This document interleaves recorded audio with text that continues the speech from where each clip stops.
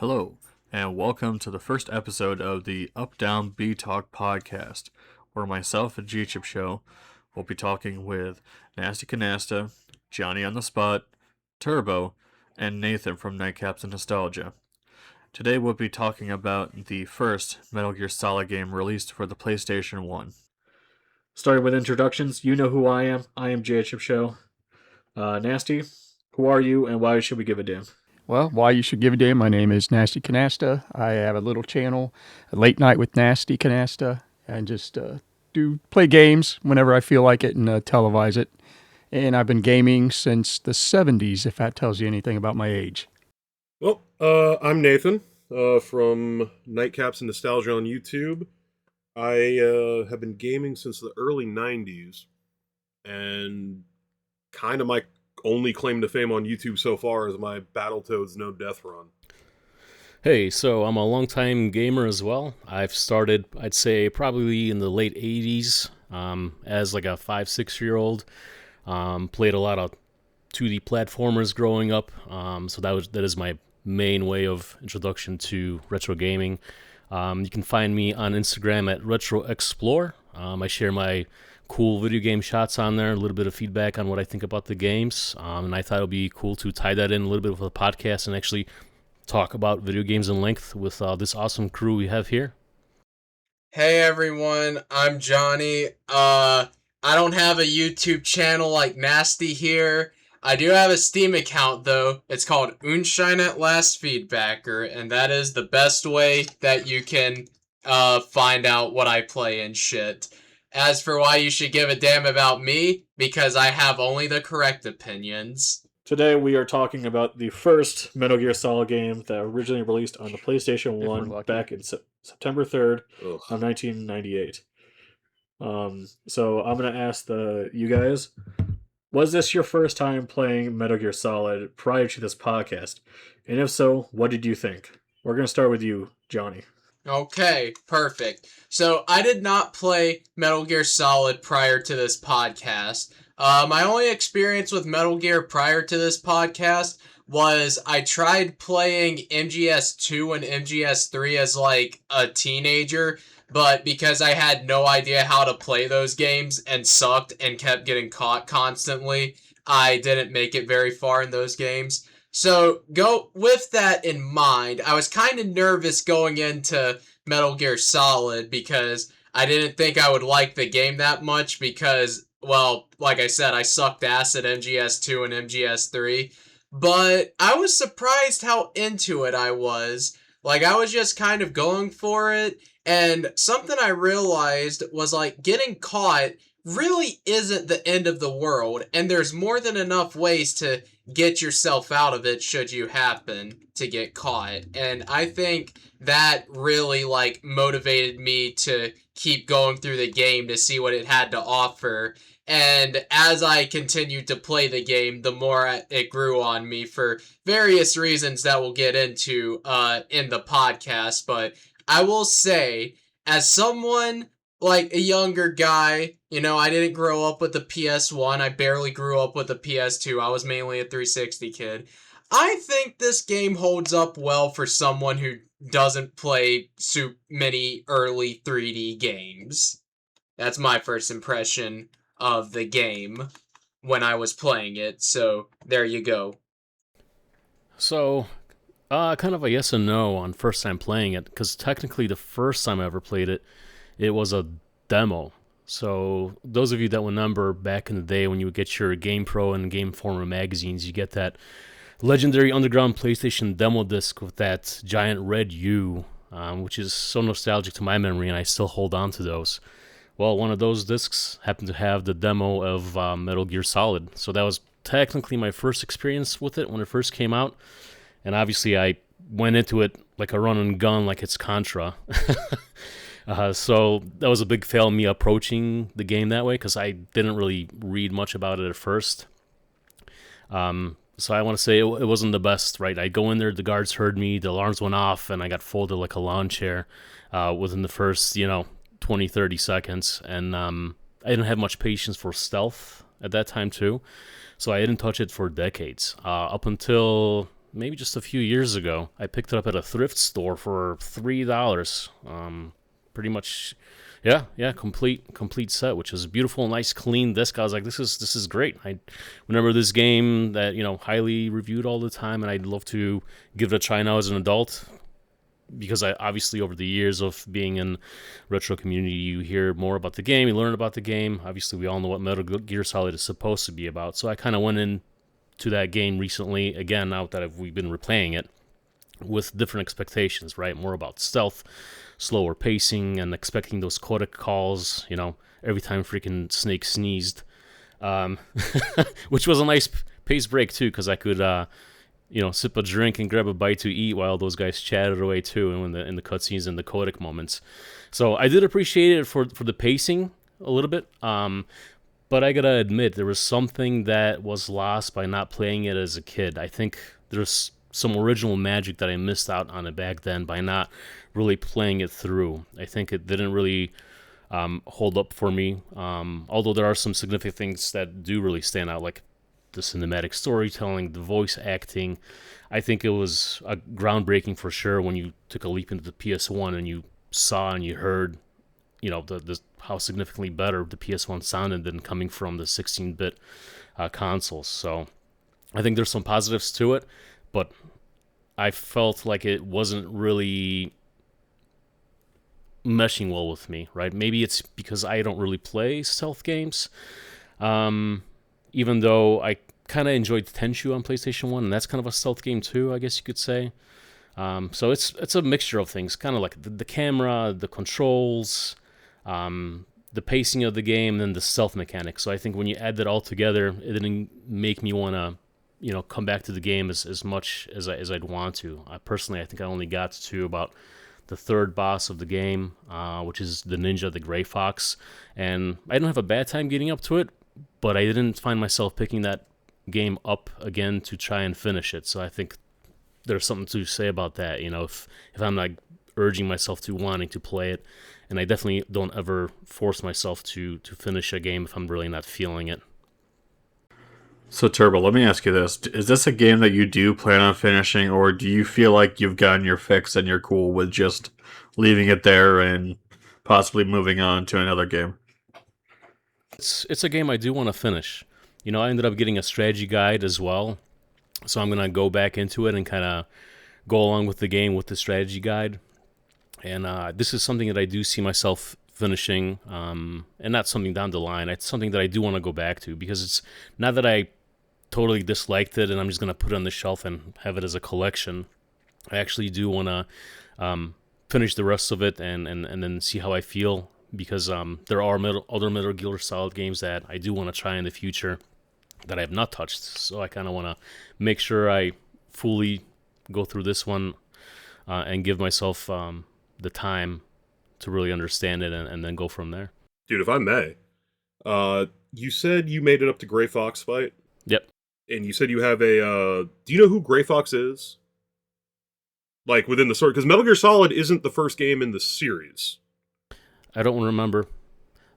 Is he like a clone of how's he attached to the main character? What was that? So I don't want to spoil too much depending on where this conversation goes, but Gray Fox, this is not the first time he is in the series. There are two games on the MSX PC that kind of give the backstory before this game, so I'll leave it there. But you did say you have the PS1 version CIB, right? Yes. Yeah. Okay, that's actually very important for a later part, and maybe we'll talk about it, maybe we won't. But you're going to want that case. Yeah, I definitely remember that on the back of the case, the code that you use to call out, right? Yep, of course. Okay. Yeah. Okay, so you already know, dude. And I was saying I played the PlayStation Classic version, and a really cool thing they did for that version. If anyone here has ever seen the box of the PlayStation Classic, they give you a screenshot of every game that's on there on the back. And the screenshot for Metal Gear Solid is the code that you need to call at that time to get in contact with, I think it's Merrill. That's a nice touch. Yeah, no, it was really clever. I like that. All right, Nathan, since you're pretty much the one talking, what's your history with Metal Gear Solid 1 and its franchise? So, my experience with the series is kind of all out of order. Like, the first one I ever played was Metal Gear Solid 3 on the PS2 back in, what, 04, 05, something like that. Fell in love with it immediately. The first time I played Metal Gear Solid 1 was the GameCube remake, Twin Snakes.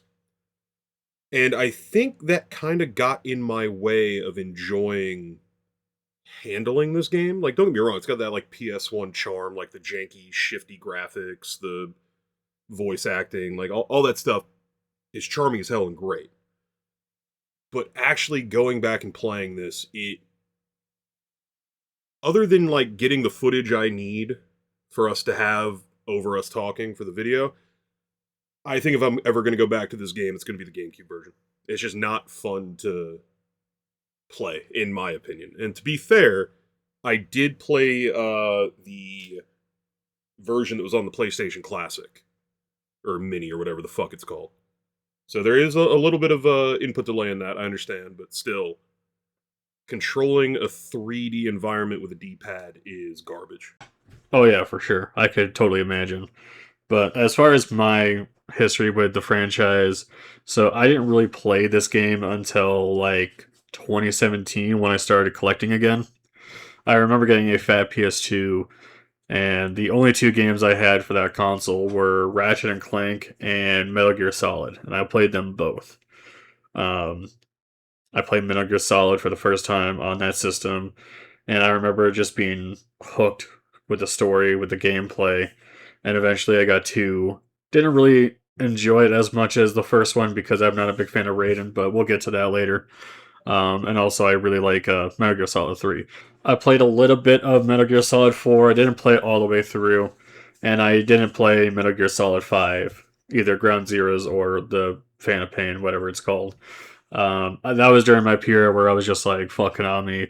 They screwed over Kojima over what happened with Silent Hills. I was being a crybaby bitch during that time, so yeah.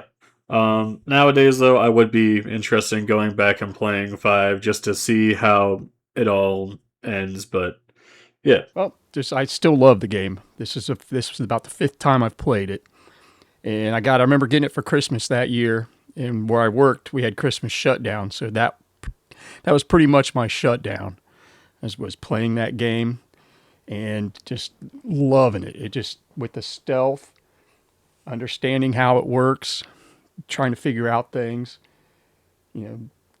And with today, we have all the internet where you can go out, find out the tips and the tricks right then and there. Back then, the internet was just starting to come out. It was just starting to get big. You had AOL. I remember using Netscape, going on there, the message boards, trying to find out what's this and that, because you find out real quick that the codec is your best friend, because after you keep failing with the boss, they start giving you tips and tricks and hints on how to beat the boss. And I lived with my brother at the time, and I can just remember my brother and I just sitting there watching, and it felt like you were almost like playing a movie than you were a game at that time. And when I went back, going back to it and playing it again, I still enjoyed it. The luster has rubbed off a little bit, but it's still, I think it's a must play. I would highly recommend it to anybody that hasn't played it yet. Did anybody go back and try to find like the Easter eggs or discover anything new about it? So I never did, but I'm familiar with a few of them, like Meryl in the jail cell. Like, you can actually go up into the vent and back down multiple times, and she'll do different things depending on how many times you go up there and look at her. Yeah, because when I replayed it this time, the one thing I didn't even notice all those times we're playing was when you're in the lab and there's a Psychonaut, or was it Psychonauts poster and the PlayStation, and there's a gold PlayStation. Was it a gold PlayStation one? I can't remember if it was gold or just a regular one, but there's a PlayStation 1 on a desk somewhere. Yes. I don't remember exactly, but I know there's a Psychonauts poster, Police Knots, not Psychonauts. That's the fucking Double Fine game. Yeah, Police Knots, that's right, because it's the same guy.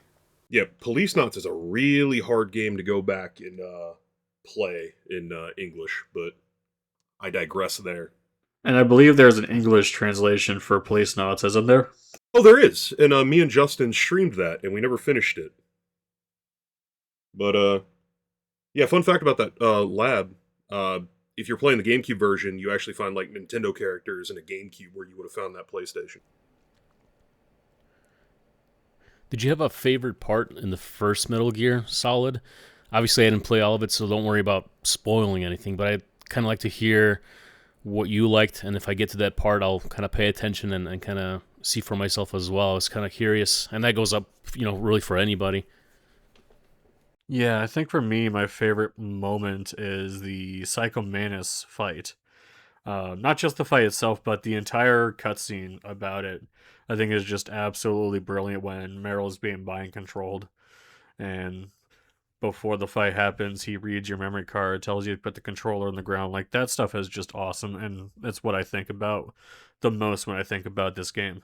You're asking me to narrow down my favorite moment. I mean, that's kind of difficult for me to do because the game is almost nothing but great moments. Rather, we're talking the tower chase, which gameplay wise, honestly, is kind of annoying because you get like constantly bombarded with bad guys, but like from a story perspective and how cinematic that thing was for the time it released, it was pretty incredible.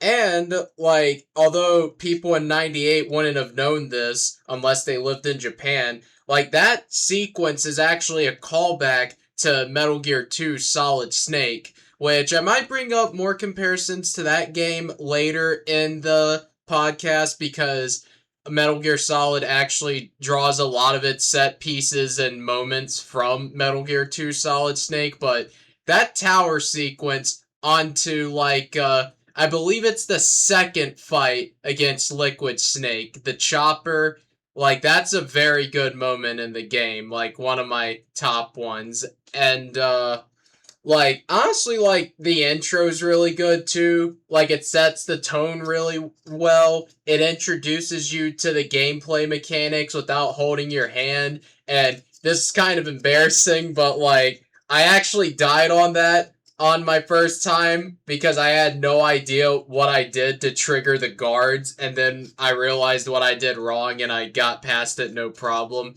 So that was kind of embarrassing, but other than that, like, that's a great moment.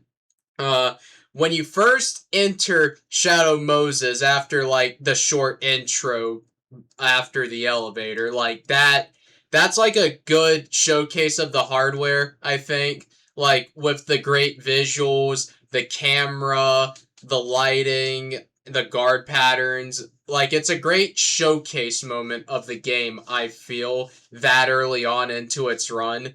That is, like, for sure one of the best moments in the game. And I guess if I could give one more great moment of the game, like, I think Nathan mentioned it earlier, but definitely, like, the Vulcan Raven boss fight. Now, I won't spoil any, like, story stuff related to that fight, but gameplay, it's probably the one that makes the best use of the stealth mechanics because unlike the other bosses in the game, you actually, like, kind of have to outsmart Vulcan and not just, go in there guns blazing, because I might touch upon this more later, but I will say the bosses in the game kind of aren't good representations of, like, the stealth action mechanics, if you will. But, again, more on that later, potentially. Though the Vulcan Raven boss fight is, the best use of the stealth mechanics in a boss fight, for sure. So that's, another one of the great moments of the game, if you ask me. For me, it's just I was a Nintendo kid growing up. We couldn't not that we couldn't afford the PlayStation, but like just my whole family were Nintendo people. So, but I've been following the game industry super tight for 30 years plus now. So like it's kind of hard to not have Psycho Mantis spoiled for you if you didn't grow up with it. It's just because in my opinion, it's the most iconic part of that game. And it's just really, really fucking trippy how you do have to move controllers from like port 1 to port 2. And a GameCube, you have to do the same thing. I just don't remember if you have to put it in controller port 4 or not, but whatever, I digress. But like he'll read your memory card and be like, I see you've played this game, like depending on what the popular games were at the time. He'll bring up your stats and shit for that. I keep talking about the GameCube version because I like that version better, but like he'll bring up like, I see you play Super Smash Brothers, blah blah blah. Or like if you Wow, I didn't know that. That's actually pretty cool. Yeah. And he'll be like, hey, if you put your controller down, I'll make it vibrate. And it's like, that's really fucking cool too. Like, because his whole thing is like telepathy. So it's like he's moving the controller outside of the game. He's like kind of fourth wall breaking. Yeah, the Psycho Mantis stuff is so cool. And what's really cool about the Master Edition that I got for the Switch is that you can actually go into the settings and select different PS1 save files. So like you can put on Castlevania Symphony of the Night, Suikoden, I think Silent Hill, I'm not sure, but you can put a bunch of different Konami games into that menu and he'll read off the memory cards as if he was reading an actual PS1 memory card. So I thought that was a nice touch that the Master Collection added. But no, again, another comparison to the GameCube version. The GameCube version actually, I believe, uses the Metal Gear Solid 2 engine. So it lets you go into first person and actually shoot from first person instead of just looking like you can in the PlayStation original, which trivializes a lot of the fights. So it's a lot easier to just completely murk everyone in the GameCube version. Like, for example, Turbo, I know you played up through Gray Fox. That first fight with Ocelot, it's so easy because instead of like running around the outside and trying to catch up to him, you can just stand in a corner and aim your pistol and wait for him to poke a corner and just shoot him. I didn't know that. I actually ran around. I chased them. Yeah. So speaking of bosses, one of my memorable ones, and I think it's more of the scenery when you fight the tank, the second boss. That's one of my more memorable portions of the game because I like the snow level. It just feels you almost like feel the coldness when you're playing that game with, the sound, and you see the snow and the tank crunching through the snow and you're trying to be stealthy and throw grenades at it. I think that's kind of nostalgic almost, even though I didn't even finish the game because I didn't truly enjoy it, but I think there's some nostalgia there for it as well, just the way the PlayStation polygonal graphics show off the snow on the tank and the music. I think that was pretty nice. That stood out to me. Well, dude, if you like that vibe, you actually fight Raven later in the game out of the tank. And he brings back that snow environment. Okay. Another thing that stood out was that one mission where you shoot the missiles, but then you're guiding them like around the corners to take out the cameras so you can go and flip the switch in the room. I thought that was pretty cool. That was a pretty memorable spot too, just because for the PlayStation to go from that view to the first person view and you're controlling the cameras, I thought it was pretty nice as well. Oh yeah, for sure. I think that's pretty cool as well. And I also think you would really enjoy the Raven fight later on in the game, especially if you like the snowy environment and just the cold feeling about it. But Nasty, we've been kind of forgetting about you. What's your favorite moment in this game? My favorite, we always had fun, was with the Rex battle. I always enjoyed doing that, but that when you guys start talking about the Vulcan one, like that was I'd have to agree with that one. That because you used everything. You had to had to be stealthy. You had the homing missiles. Yeah. That's yeah. Cool thing about a lot of these boss fights is there's no one way to do it. Like every single boss fight, you can. Like Vulcan Raven, you mentioned the Nikita missile. You can do it that way. You can do it claymores. You can like sneak behind him. I think shoot his whatever that canister is. I think it's his ammo. Vulcan Raven. The more we talk about it, I'm sitting here thinking I think I might actually like Vulcan Raven more from a gameplay perspective than actually fighting Psycho Mantis because you have more freedom there. Oh, dude, the Vulcan Raven is awesome. Like that fight is just really cool, and I agree that like there's so many ways you can go about defeating him. I remember in my playthrough for this video, I would do it normally, just shoot him in the back with a rocket launcher, or Nikita missiles, and then by the time he starts going crazy, kind of getting agitated with me for getting a good shot at him from behind, I would just play. I also enjoyed was it the key cards with the different temperatures? You enjoyed that part. Yeah, I didn't mind it. At first, I got pissed off because I'm like, what am I doing wrong? What's going on? And then finally, when I figured it out, I was like, oh, okay. Oh, dude, I felt smart as shit when I figured it out. The thing was, I didn't know how long to actually stay in those environments. Well, imagine that in 1998 when you didn't have anything to look up or try to figure it out. Now, one thing I didn't know, and you were there in 1998. I was in second grade. Fucking, is it possible if you don't get those cards back in time, can they warm back up or cool back down? Like, and you have to go back, or like once they change, are they permanent? I think I thought that it did. I don't remember. If I can interject, I've heard conflicting reports, like, but apparently they can if you take too long to get them back to the main room, but that did not happen to me on my playthrough, so take it with a grain of salt, but apparently it is possible. Yeah, I think it's also possible, but like one thing I do appreciate about this game is that everywhere is so close to each other to where backtracking doesn't really feel like a chore. Like I can go into that icy part and freeze up the key card and get back to that office area to use the key card just fine. And I can also just run back to the lava room and go back and be there pretty quickly. Like, so, yeah, I do appreciate how short areas are from getting to point A to point B, if that makes sense. No, it's just, it feels tense. Dude, you were talking about shit being close together. Mechanic I didn't know about until relatively recently. Everyone knows about the cardboard box, right? It's a Metal Gear meme at this point. But if you if you actually look at the boxes, they have different delivery instructions on them. To where if you actually get in one of those trucks and like get in a box, it has a fast travel mechanic. Holy shit, really? I didn't know that. Wow. The more you know. The more you know. Yeah, had no idea. Yeah, I don't know if that actually matters by the time you do the key cards, but yeah. Those boxes never really worked for me with stealth anyways. I'd hide somewhere in a room and they'd still go in there and start shooting at the box. So I'm doing something wrong.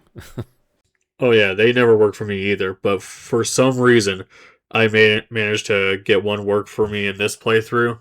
I was in the room where you're in the nuclear place with all those boxes and trucks, and basically you can't use your guns in there, or otherwise things go boom. But I was going around that corner where there's that camera above there, and I was going towards those two boxes, but I didn't notice that the guard was coming right towards me, and he was gonna go walk right past it. So I used the box and I hid under there, and he walked right past me, and then back again, and I got out of there and went into the elevator, and that was the coolest shit ever. I'm pretty sure the boxes are only effective, and someone correct me if I'm wrong. I think they only work if you don't have like caution or what do they call it? Danger. That's what it is. Yeah, I think because I think if there's caution, they'll be like, "Why the fuck is this box here?" And then they'll poke it, and then they shoot you. I also think that like the box kind of matters with positioning, like even when you're not in an alert slash caution phase, because like if you hide in a box and uh like right in their path, like they're obviously going to check it because it's blocking their way, and it's so funny when they check the box and Snake is just sitting there scrunched up for like a whole second before the alert even triggers. It's so funny. Oh, dude, the game's low key hilarious if you like just sit back and like pay attention to what you're doing. Oh yeah, absolutely. And maybe we'll go through some of our funniest moments in this game, but this game is a very story-driven game. Um, I think that's one of its main appeals, especially back in the day. So, Gianni, why don't you tell us what Metal Gear Solid 1 is all about? Well, let's go back to where it begins. It begins like immediately after the events of Metal Gear 2 Solid Snake. And Snake has been retired from like stealthing and whatnot. And then Colonel Campbell calls him in to instigate Shadow Moses, or investigate, excuse me. And he sneaks around and he looks for Metal Gear because there's been intel that on Shadow Moses they're developing new Metal Gears there. And the game is about Snake investigating Shadow Moses, learning all the different twists and turns along the way. He meets a bunch of people, and that's pretty much like the bare basics of what the story is about. Yeah, that's awesome. So, basically, my question for you guys is what did you think of the story of this game? I think for me, I really enjoyed the story, and I thought it was told very well. Now, obviously, I don't have the context for the first two Metal Gear games that Johnny brought up, and I thought they told a pretty decent story. Obviously, there are some things that they kind of blue ball you on that'll be mentioned way later down the line, but in my opinion, I do think this first game has a really solid storyline. But what about you, Nathan? What did you think of the story? Yeah, so this one's I think I talked to you a little bit about this before. I've played the entire series. So I know where this game goes, I know where it ends, I know all that shit. But self-contained, this game is probably the most I'm doing air quotes, grounded in reality of any game in the entire series. But a lot of the story is in the codec calls. A lot of it you can miss. There's a lot of flavor text uh that's optional, but like if you pay attention, like you can kind of piece stuff together before the reveals even happen. Uh but what I think of it, it's pretty. I think the story is kind of mid as a standalone game, don't get me wrong. And again, I wasn't there as a kid playing this game, so I don't know the impact it had during the time that it came out, right? But the characters and like the game just oozes charm. Like you're not going to have a bad time if you're in it for the story. But I do advocate playing it on easy your first time.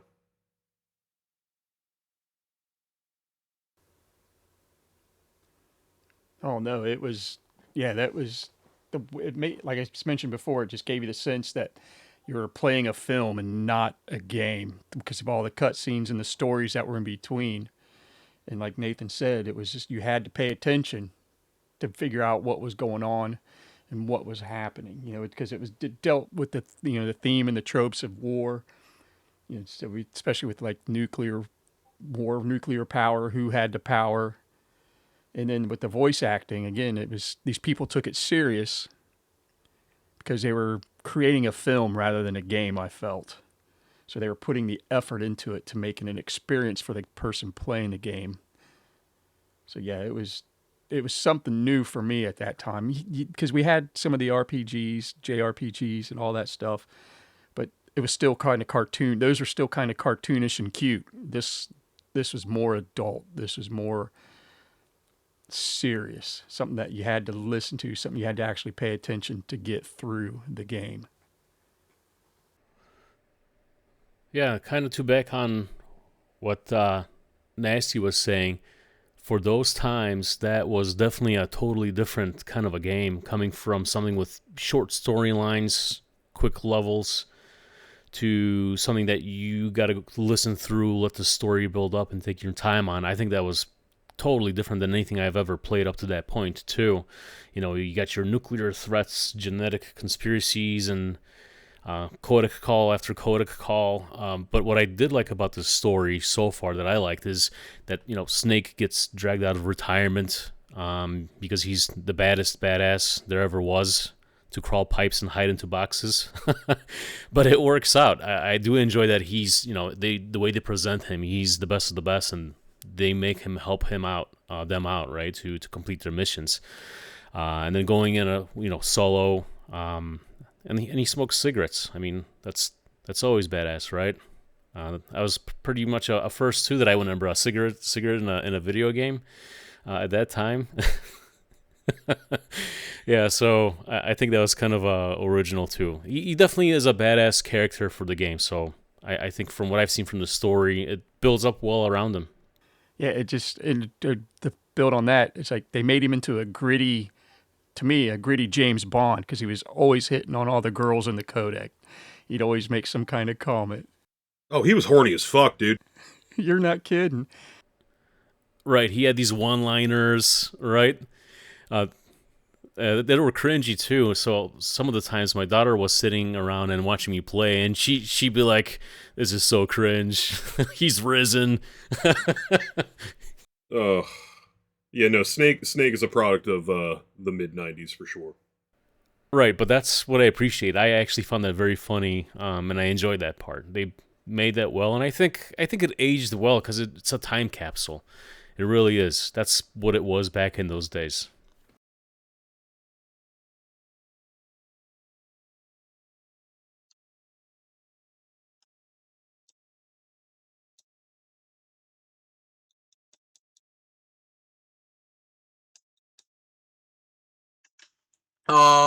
I'll try not to go too long-winded with this one because I have a lot to say about it, but for the time and even today, this is like so incredible of a story with the way it's both written, how it plays out, and just how exciting the damn thing is because the thing is like with if you have never played this game before or you like only know certain things about it, like I think Psycho Mantis is probably the most spoiled thing about this game at this point. Like you already know about that if you play the game. So much shit happens in this story, but like it happens at a great pace and like no twist really feels out of place. So I'm gonna have to dwell into spoiler territory here, but like the twist at the end of the game where Liquid Snake was actually Captain Miller the whole time, like that is a good twist and it doesn't come out of nowhere because even though you wouldn't have known this if you lived outside of Japan in 1998, Captain Miller was a main character, sort of Metal Gear 2 Solid Snake. Like, he was one of the main codec contacts you could get. He was Snake and Campbell's master. So, those two trusting him makes perfect sense because he was there from, like, Metal Gear 2 Solid Snake. And even though Master Miller and Liquid have the same voice actor, it's not immediately like determinable if it's the same guy, like if Liquid is Miller, even if like you can tell it's the same voice actor because like there's countless examples of like characters in a game or series or whatever having the same voice actor even within like the same body of work, right? So a moment like that is just so cool to me and I didn't expect it because I knew nothing about the story going into it. And like the moments like those pretty much happen all the damn time in Metal Gear Solid. Like unless you obviously played the game before or you have some knowledge going into it, you don't always know what's what. You don't know what's going to happen next. The game is constantly keeping you second guessing and well, me and I really discussed the dialogue. Like, I feel like we all know how good the dialogue in this game is.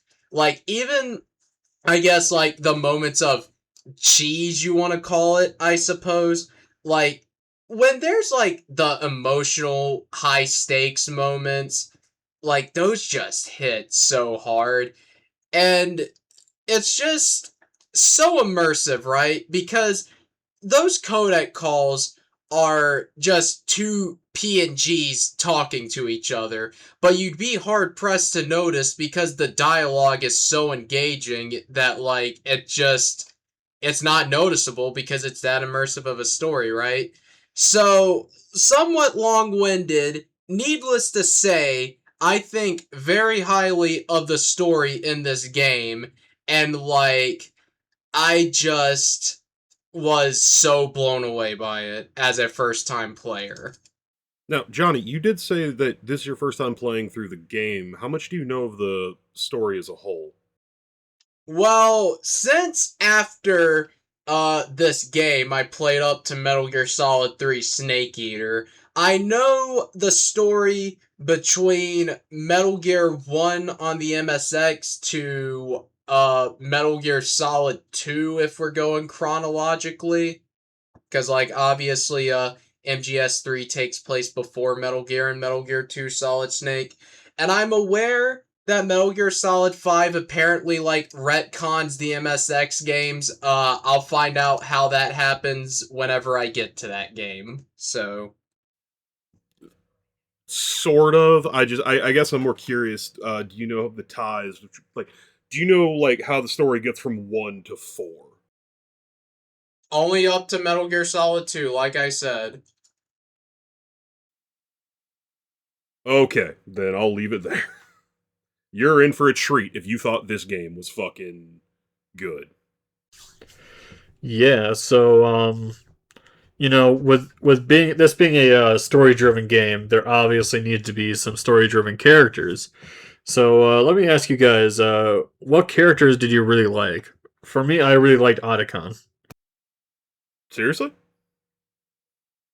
He is the part of the game that I wish we could cut out. He is so fucking awful in that first game. Yeah, but like I don't know, I found him to be a really charming, lovable geek. That I don't know, I liked his dialogue. I liked the whole shit going on with him and Sniper Wolf. Like I don't know, I liked his character. There's charm for sure, but like his relationship with Sniper Wolf was the most like grating nerd bullshit. Like, J-Chip, do you believe that love can bloom even on a battlefield? I don't know. You tell me.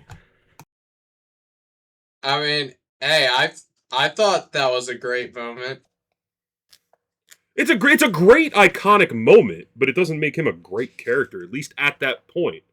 I like Otacon from 2 a lot more than I like Otacon from 1. His character development in Metal Gear Solid 1 is, like, so good, though.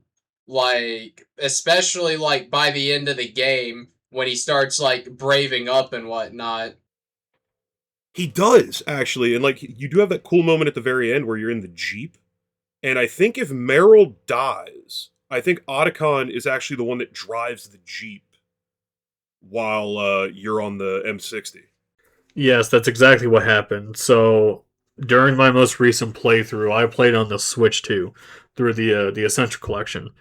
And normally I can get through the shock treatment part to save Meryl pretty easily on the PS2 or PS1 with the PS1 controller.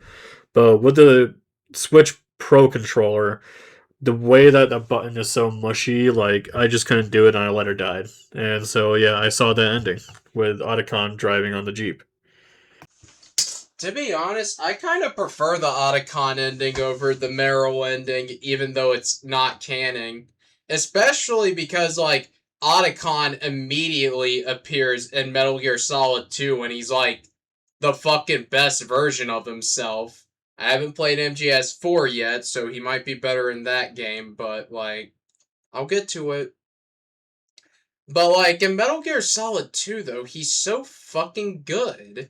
And, like, the quote unquote bad ending of MGS1 is like more impactful to me than the good one with Meryl, although I mean I still love Meryl enough to want to save her, like regardless of if it was or wasn't the canon ending. Though like If you like Meryl, you're gonna love 4. Meryl plays a huge role in 4. Oh, dude, Meryl's such a cool character, and I like the missions where like it's funny because like there's missions where you have to stare at her ass to see if she's the right guard for you to go after, and I don't know, I found that pretty funny. Dude, that's the wildest part. You want to talk about like misogyny in Solid Snake? Like you notice her running, like that's a woman's ass, and then they're like, you got to find like later in the game, you're like, I gotta find a woman. All right, I gotta find the woman that or the guard that walks with their hips swaying side to side. I think another like goofy part of this game is like I'm at the part for recording footage for us to put over here where you have to find Meryl. And the way you find Meryl is I'm pretty sure you just find the guard that uses the woman's bathroom. Yeah, I mean, the funnier part around that is that like once you find her and she gets in her clothes and shit, if you like stare at her in first person mode, she will like slap you and like I don't know. This game has a lot of tongue in cheek humor that I don't think ages well. Speaking of aging well, shout out to Mei Ling in this game. She's the one that helps you save the game. Oh God, there's a reason Mei Ling never came back. Yeah, but you do call her every now and then, just save the game. Yep, Mei Ling's how you save the game. And I also think it's funny that no one has brought up Natasha yet, when she's like one of the first people you meet and is the most forgettable character in the series. She never comes back, as far as I know. Yeah, I mean it's one of those things where like Natasha is like only there for like the beginning of the game, and that's pretty much it. Like I never really have like any reason to call her at all. Um, yeah, I mean she's a cool character. I like her accent, but kind of bland and forgettable. I love her design. Like the accent's cool, the way she just talks to you is awesome, but like she's just probably the most do nothing character I can think of.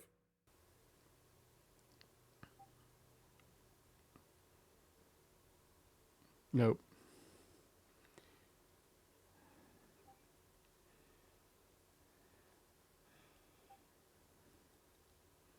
Yeah, the only time I can remember going back to her was with Psycho Manus because I'm going through each person in the codec to see are they going to give me a hint on how to beat him. That's the only thing I can remember using her for. Right, and going back to characters, who were some of your favorite characters in this game? You got a bunch of them. Meryl's pretty cool. Campbell is cool, I guess, in quotation marks. Snake is a badass. I like Liquid as a villain, but who are some of your favorite characters? Yeah, I'm gonna have to go with mine. I dig Psycho Manus. I just the whole fourth wall breaking, where he gave you making you think he's psychic, telling you what's on your card, and having to figure out how to beat him. I think to me that still to this day sticks out to me from this game. Just that play and interaction with him. So, yeah, Psycho Manus is probably my I would have to say is my favorite, and Snake would be a close second. Oh God, dude.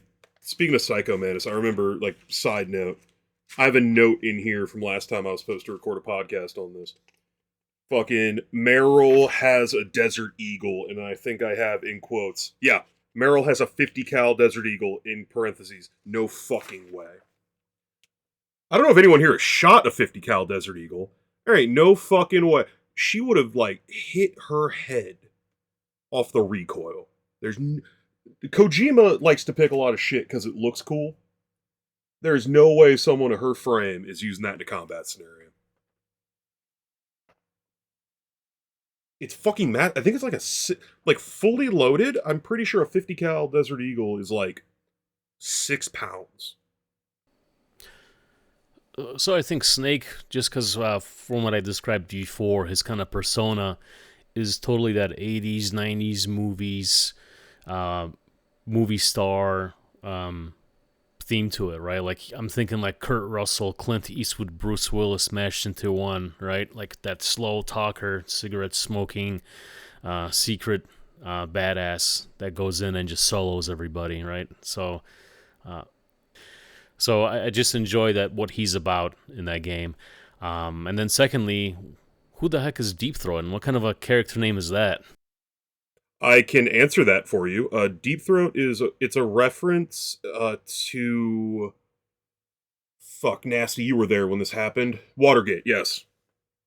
Deep Throat, I think, was the code name for the character, or not the character, the guy that was like the informant for Watergate, right? So Nathan, who's your favorite character in this game, and what do you think of Campbell?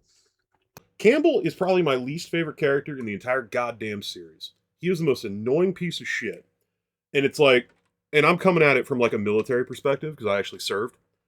And like having your like superior officer just routinely hide shit constantly and lie to you. I have never been so goddamn angry at a character. I like Otacon from Metal Gear Solid 1 more than I like Campbell at any point in the fucking series. Fuck Campbell. As far as like my favorite character, dude, it's gotta be. I think it's gotta be Snake, because I really do like the I'm coming out of retirement bullshit where it's like, fuck, I don't want to do this, but yeah, I'm pretty fucking rad. No one else can do it. We don't need the world getting blown up in nuclear Armageddon. Like the begrudging, like, yeah, I got this bullshit is pretty cool. I like it. And they do go places with Snake over the course of the series, and I won't go too far in because it's kind of hard for me to talk about this game in a bubble without talking about the series as a whole. But no, I do think Solid Snake is probably my favorite character in the game. And if I can take it one step further, I think my favorite character in the whole series is Big Boss. But we'll talk about that in a future episode if we keep doing this. So yeah, let's do some rapid fires. So obviously this is a pretty big franchise. It started out on the MSX in Japan. However, America did get a loose adaptation ish with Metal Gear on the NES. It also had a sequel called Snake's Revenge. Totally not canon, but did anybody here play that game? And also, what did you think? I have the NES version. I tried it and put it away. I haven't played it since. I just couldn't get into it. Fuck no, I did not play that game, and honestly, I don't care to, and I don't have the patience to play that game. I'm sorry to the one Metal Gear NES fan out there. that poor NES fan. But yeah, with Metal Gear Solid, it's very interesting because I don't know too many people who have went back to play the first Metal Gear game on the MSX. Johnny, I know you have. Um, but when getting into the franchise, do you recommend going with the MSX version, or do you recommend going with Metal Gear Solid? Johnny, you go. So, with MSX Metal Gear, like, I'd say unless you're very curious about how Metal Gear got its start, it's honestly kind of a skippable game. Like, it's good. Like, as someone who admittedly is not that into, that era of gaming, I think Metal Gear is fine. Like, I had enough patience to sit through the game, so let that speak for what you will. Like it's definitely charming to see like what's essentially one of, if not the first stealth action games ever made. However, it has so much frustrating garbage in it. Like, and I'm mainly talking about how frequently you have to open the inventory to select key cards to open doors. Like, it doesn't sound like it's that annoying, but when you do it constantly, every time, it's so annoying. And not to mention, like, there are definitely some times where the game can be a little unbalanced, I think, but I'll cut it a little slack because, like, it was a very early era of game design that hadn't been established yet. So, like, in short, I think MSX Metal Gear is fine for what it is, but unless you're curious about how Metal Gear got its start, it's a skippable game if you ask me. Now, Metal Gear 2 Solid Snake, on the other hand, that is genuinely a fantastic game, and I would highly recommend actually checking it out. Like, do not skip that one by comparison. Now, I will admit, getting into Metal Gear 2 at first can kind of be rough, like, because you're getting used to the different format, if you will. Like, mainly the fact that the screens switch, and what I mean by that is you're on one screen, and then you go to the next area, and it cuts to black, and you're in the next area. And that can be, like, a bit of getting used to. It's not like, Metal Gear Solid on the PS1 where it's like is always scrolling and shit and it only like changes to black for a second when you go through like new doors and to areas, right? And I will say the backtracking in Metal Gear 2 Solid Snake is honestly like really fucking bad sometimes. And like Metal Gear, the inventory management can still be kind of sucky. However, if you're willing to put up with those downsides, my god is Metal Gear 2 so good for the time it came out. And, like, the story especially, like, it... What I said about how good I found Metal Gear Solid 1's story to be can be applied to Metal Gear 2 Solid Snake. It has the constant twist, it's constantly keeping you on your toes, second guessing, etc., etc. Like, it is damn impressive, like, how much that game got right. Because, like, it came out in 1990 at, like, the tail end of the 8-bit era, and it is seriously impressive, like, not only how much Metal Gear 2 gets right, but how much, like, Metal Gear Solid specifically, like, pretty much rips from Metal Gear 2. I already established, like, the tower sequence, but, like, Gray Fox's boss fight is kind of similar, to the Metal Gear Solid, at least, like, his second to last fight in the game. There's also, like, Holly, who's basically, like, Metal Gear Solid Meryl would be Holly in that game. Campbell is introduced in Metal Gear 2 Solid Snake. Like, it's really such a good game. Like, I don't think it's like a masterpiece necessarily, but Metal Gear 2 Solid Snake really grew on me, and I would honestly highly recommend checking that game out, especially if you're like a huge Metal Gear fan. Like, I wouldn't say start with it, but play Metal Gear Solid, and if you like Metal Gear Solid, play Metal Gear 2 Solid Snake, because that is, like, genuinely such a good game to me. It's also imperative to understanding the story post 3. Like, playing the MSX games, like, you don't need to play them to understand the story in 1, but, like, you get those little, like, oh, hey moments if you have. To understand the story of 4, you really need the backstory from that game. And then Metal Gear Solid 5 does retcon a little bit, but not so much to ruin those games, in my opinion. Because Johnny, if you've said your 4 is the next one you need to play? Technically the next two I need to play are Ghost Babel and Portable Ops, but, like, the next one... Those are both non-canon. Like, yeah, because Ghost Babel's the Game Boy Color, I believe. Yeah. I know they're not canon, but With the exception of the Acid games, I want to play every Metal Gear game that I can get my hands on. Acid's so fucking good. Acid's so fucking good. People dunk on that game, but I digress. Anyways, so we're wrapping up here, so I'm going to ask you guys a couple final questions. First of all, what did you think of Metal Gear Solid? Would you ever play this game again? And would you ever recommend this game? And by the time you're done with your statement, give it a rating from 1 to 5, starting with you, Johnny.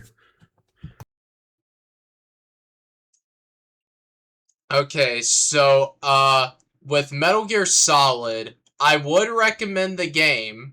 Like, I think very highly of it. As for replaying it, here's the thing. So I have played Twin Snakes, and I always give this answer to everyone. If I'm playing Metal Gear Solid, like watching all the cutscenes, experiencing the story, etc., I'm gonna play the original pretty much every time because for reasons I can't delve into currently because this podcast has already been going long enough and we're trying to wrap things up here. There's definitely some questionable things about Twin Snakes story-wise. I'll just say that. However, if I'm just like blasting through Shadow Moses, skipping all cutscenes, and I pretty much only want to play Metal Gear for the gameplay, I'm gonna go with Twin Snakes because Twin Snakes tightens up some things and like has better gameplay pacing than the original Metal Gear Solid did. Not to mention like as broken as the MGS2 mechanics are in Twin Snakes, it's so fun being that ridiculously overpowered. I'm not even gonna lie to you.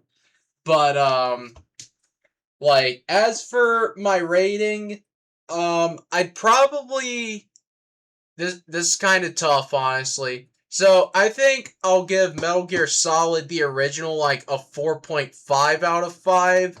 And I know we're not talking about Twin Snakes here, but if I had to rate Twin Snakes, I'd give it like a 3.5 if I'm being harsh.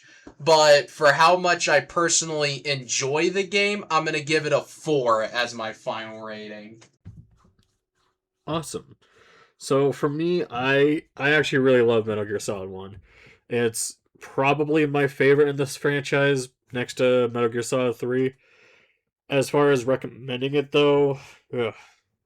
While I do acknowledge that this game is very jank, both in terms of dialogue and in gameplay, um, and even when I say dialogue, I don't mean like the voice acting quality. I mean like the actual like script. It's a little janky.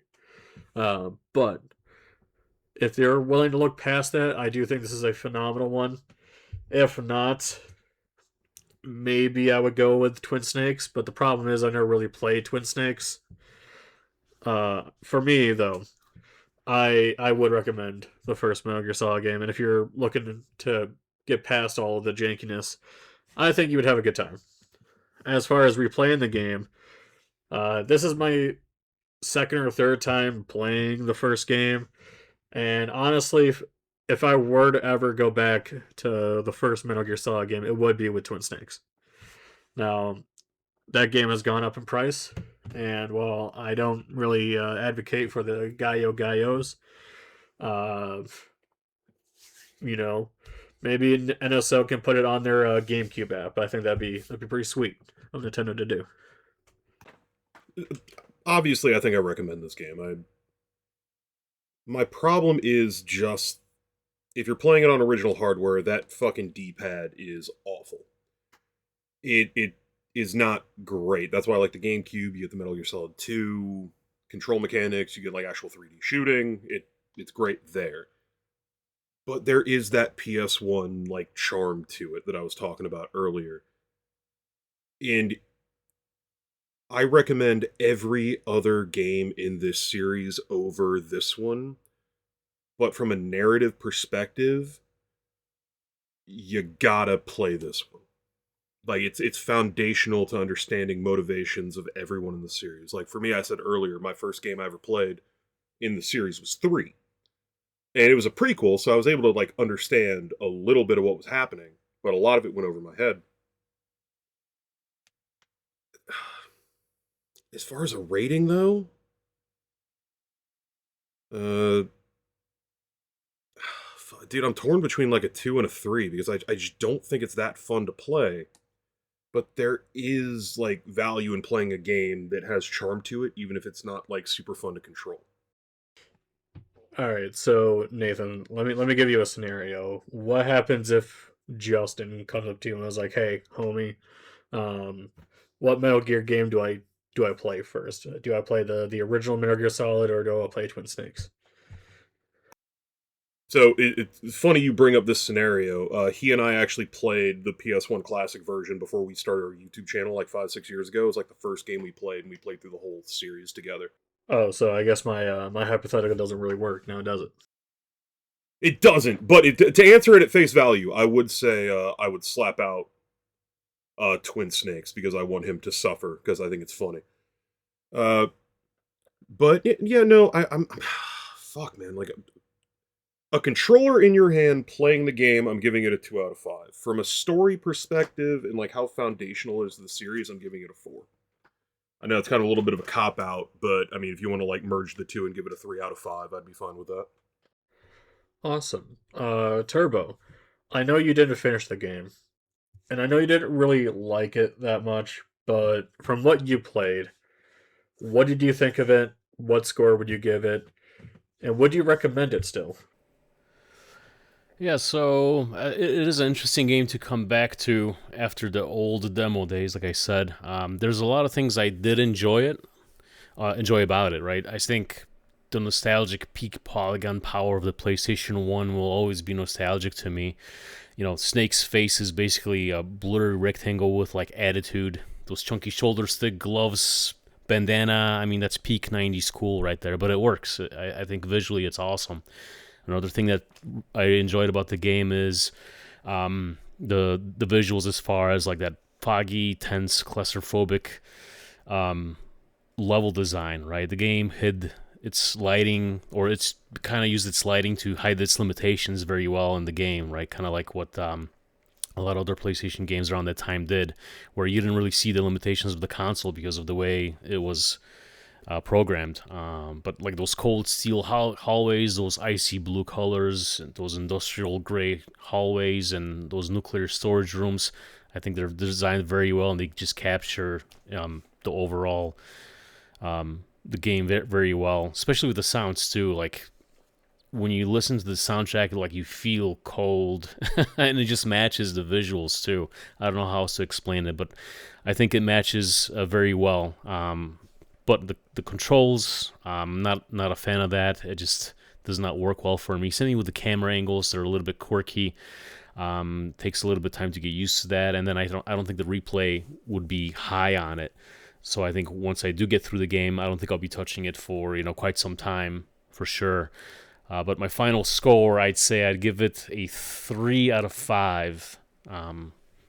I would recommend it to those that grew up with the PlayStation 1 that maybe didn't get a chance to play it, because you'd appreciate it for what I'd appreciate it for, right? Once again, it's a time capsule, and it is a game changer in its own way, but it does have its flaws that you should know and expect before you go into it. All right, so I thoroughly enjoyed the game. I still enjoyed it. This was, like I said, my 5th time playing it. I feel that it is a good game. And would I recommend it? Yes. I think just for the sheer importance of the game, it helped define a genre of a type of game, and it needs to be experienced, I believe, in order for people to understand how important this game was. And it may not be for everybody, like Turbo is having a hard time getting through it. So it'll take some time to get used to it. And like I said, I'll probably end up replaying it again, just because first time I played it, without I did some stealth, but didn't understand the concept of trying to go full stealthy, trying to get through it to get your ranking up. I'd go guns blazing. If I got found out, I'd just start killing people. So my goal is to try to get, was it the big boss? Is that the highest ranking you can get on extreme difficulty? I think that's what it is. And maybe I'm in the minority, but I didn't have any problem with the D-pad controlling and this thing at all. It was all original hardware. Maybe that's the difference between me and Nathan. Nathan's using the classic mini, so maybe there's. Yeah, and like to be fair, like I grew up N64, so I've seen you play Nintendo 64, and I'm like, oh wow, you're terrible at this, but I have 30 years with it. So like it makes sense growing up with something you'd have more familiarity. So I fully admit that's a little on me.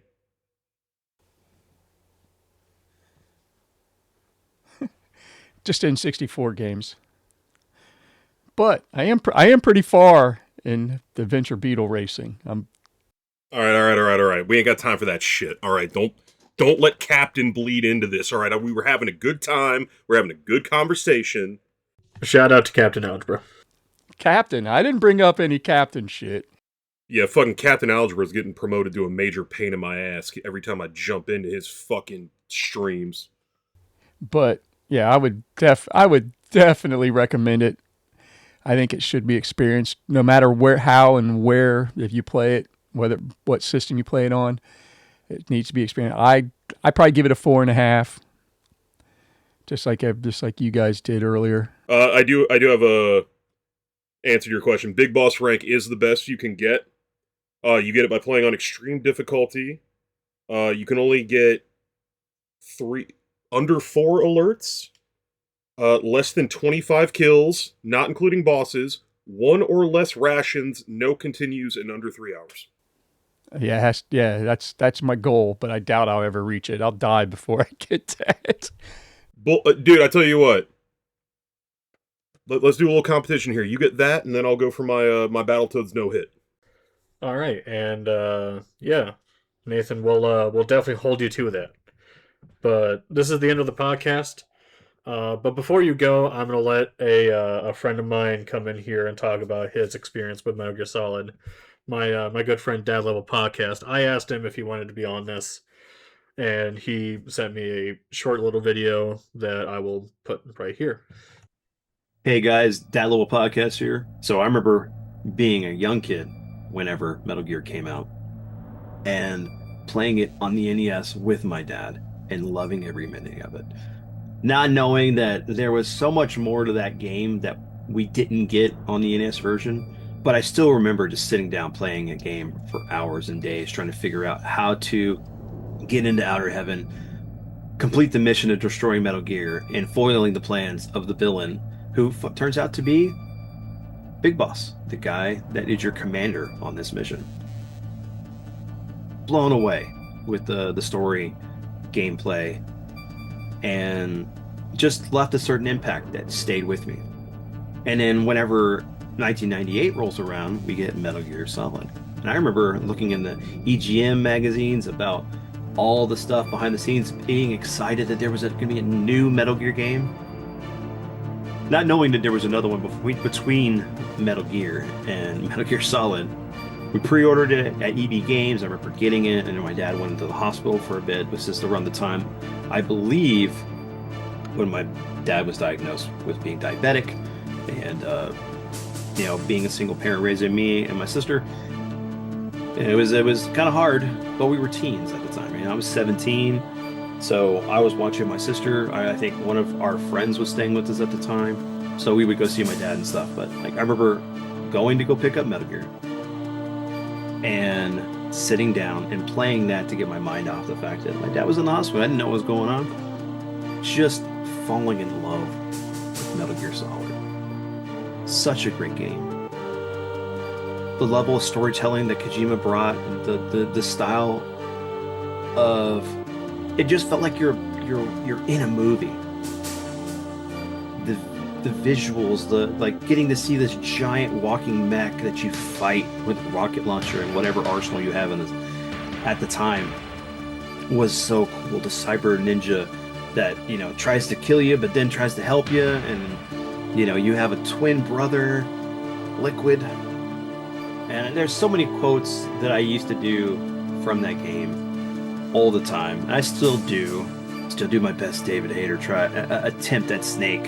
One of the things I wanted to share was that I remember playing this game, and it helped. Like I said, it helped me get through the process of waiting till my dad could get home. But I remember taking and hooking up my VHS player, putting my PlayStation through it to my TV, and recording the gameplay.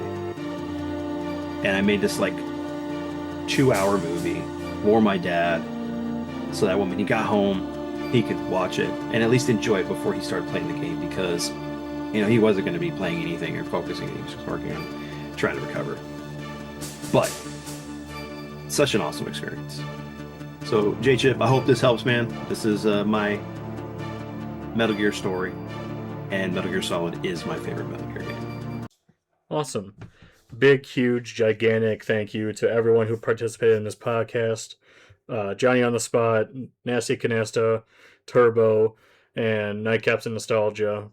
You guys did wonderful. And also thank you, Level Podcast, for sending in that video. The next episode we're going to do is Lunar, the Silver Star Story. Interesting game. I've never actually played it, and there's 3 different versions: the HD version, the PS1 version, and the Sega CD version. I believe Nasty is doing the Sega CD. I think Nathan's doing it as well. I'm playing the HD version, and my buddy Turbo is playing the PS1 version. So should be an interesting podcast. Again, this is not a monthly thing. This isn't even a weekly thing. This is a whenever we feel like it, because we're all pretty busy and stuff like that. But look forward to the Lunar podcast. I don't know when we'll get it done, because we still have to finish the game. But anyways, look forward to that. That being said, I am gonna end it here. I hope you all really enjoyed listening to this as much as you did. Keep in mind, this is my first time doing something like this, so mistakes will be made, and I'm sure as we keep doing these, it'll get better. But again, thank you so much for listening to this, watching this. Even if you watch this in increments or only just watched a few bit of it, it still means a lot to me. So yeah, I will see you guys next time, and Metal Gear is awesome.